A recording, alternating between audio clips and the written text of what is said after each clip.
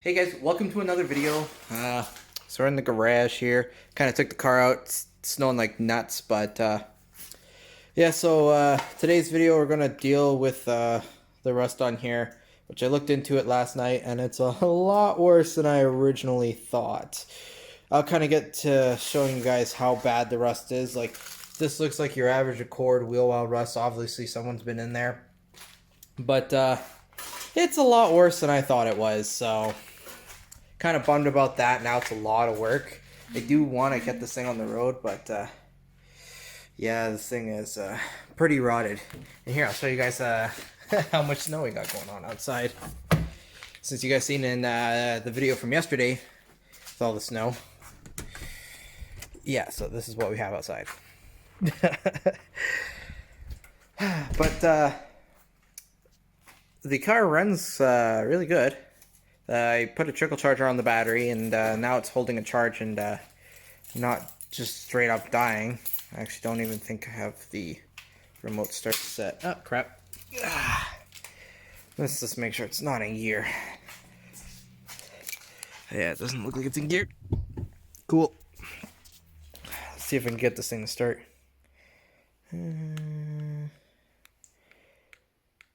Start.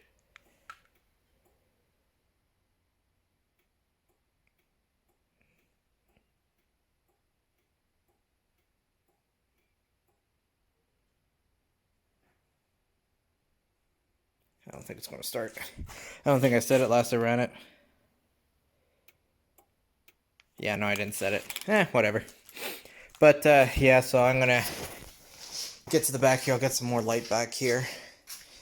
And take the rear bumper off and pull out some of the interior on the trunk and pull the wheel off and all that type of stuff. And I got a grinder, so I'm going to get to cutting these panels off. That's literally how bad it is. I have to cut the whole panel off.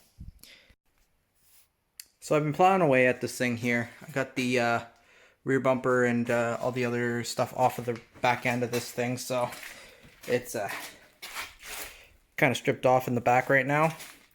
But so you can see there's some corrosion over there, some right there. This side is not bad, but there is holes going through it. Won't be able to really see. Here, let me grab this light. So, here, actually, I'll just throw the light under the car. Let's throw that, like, right there. And you can see how there's holes. Lots of holes. But, yeah, so you can see the rust there. And we'll go inside the wheel well over here. You can see the rust all up in there.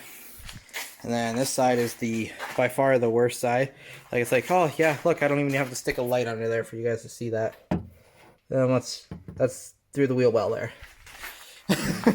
So this thing's pretty fucked. But yeah, so there's the inside of the wheel well. Pretty rotted out, chewed out. This is the worst one. Worst rusted vehicle I've ever owned, and my Dakota's pretty rusty, but not like this.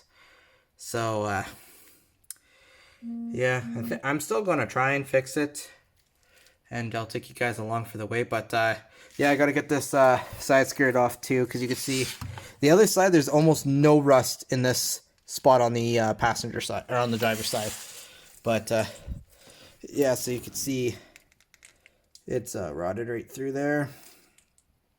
Beautiful. So I got to take the side skirt off. And I can see underneath how far it goes. It's only up to about here, where the corrosion is basically totally gone by then. It's not even there. So it's like rotted out here under the side skirt. So I'm going to have to cut all of that out too. I'm basically going to cut this all out and get one whole piece and re-weld in the whole wheel well. I'm going to like have it like cut up to here. So I'll have it cut straight up to there all the way to the back. And then cut out the same thing to around the rear, and basically then cut out the floor there. It's all one piece, and so I can cut it all in one piece from another one and weld it in. This is all new territory for me, so I'm kind of winging this shit again. I tend to do that a lot. But yes, this is what I'm working with here. This is pretty bad. Someone's been in here to try and fix this once, and they did a shit job.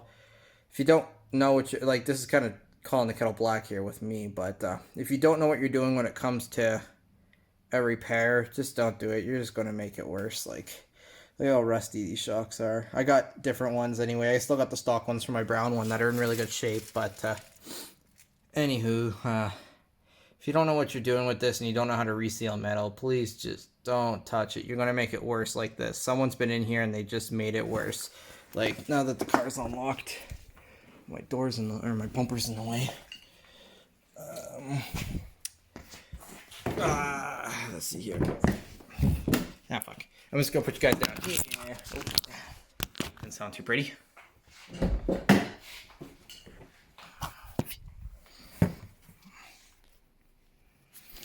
Okay, got the door open. So, as you can see, someone was clearly in here to put Bondo and shit in there. Like, you can see, there's the paint line right there. And so you can see it goes up to there.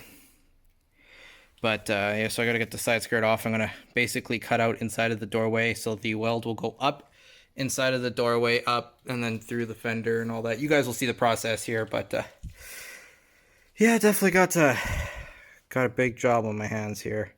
This rust is really bad. I'm glad my brown one isn't bad. This is the worst CB7 I've ever seen for rust. Jeez. But I think I'm going to call it there.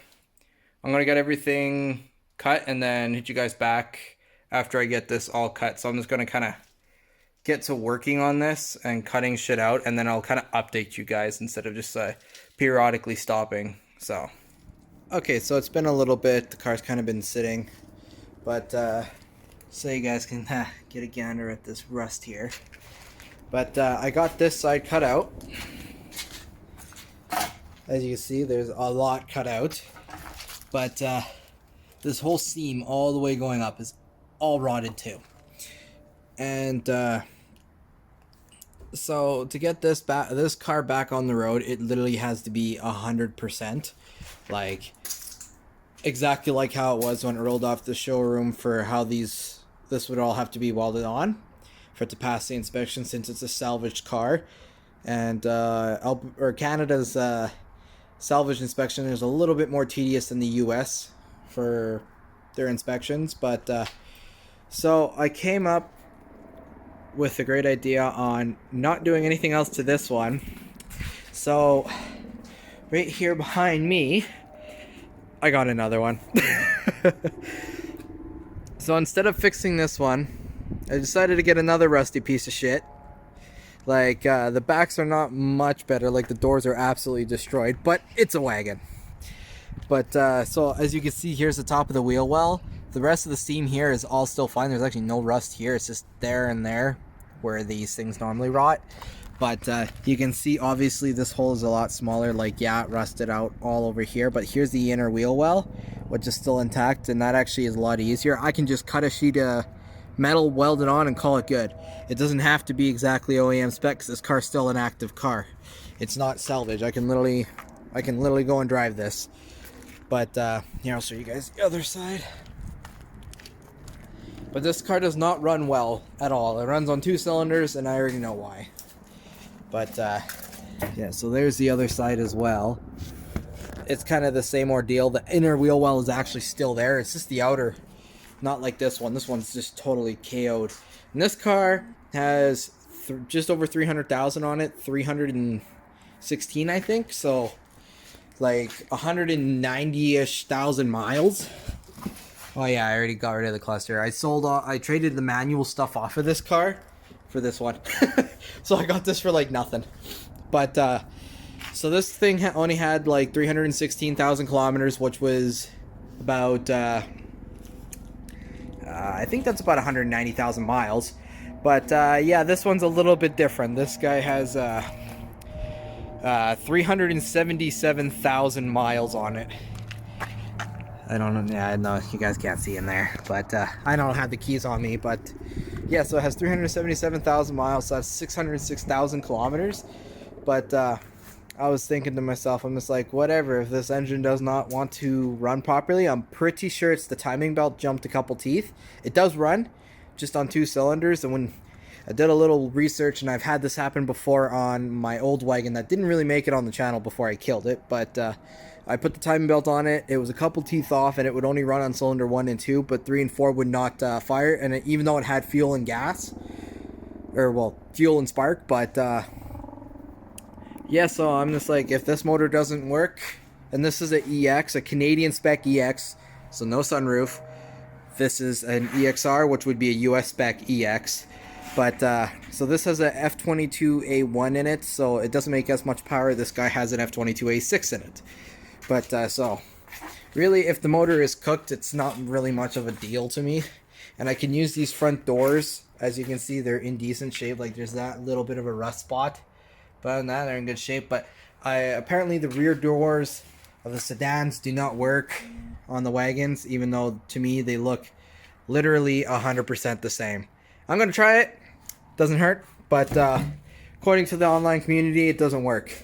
But so I got a perfectly good running A6 right here that's under 200,000 miles. But yeah, just ignore the oil.